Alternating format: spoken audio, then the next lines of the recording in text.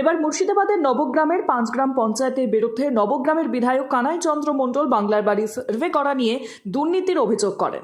যারা প্রকৃত ঘর পাওয়ার কথা তাদের নাম কেটে দেওয়ার কথা বললেন বিধায়ক আরও বলেন তার স্থানে যাদের পাকা বাড়ি আছে তাদের নামগুলো পাস হয়েছে বলে দাবি করেন।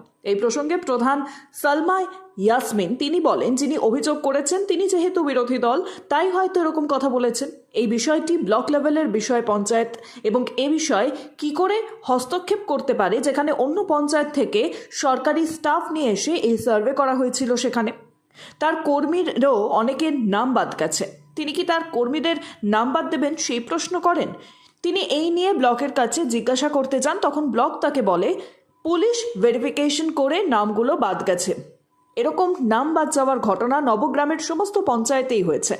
দেখতে হলে সেগুলোকেও দেখতে হবে। শুধু 5 গ্রামের পঞ্চায়েত একথা বললে হবে না, পদক্ষেপ নিতে হলে সমস্ত পঞ্চায়েতের বিরুদ্ধে পদক্ষেপ নেওয়ার কথা বলেন 5 গ্রাম পঞ্চায়েতের প্রধান সালমা ইয়াসমিন। চলুন বিধায়ক আর প্রধান দুজনে মিলে আর কি বলেছেন শুনে নেওয়া যাক।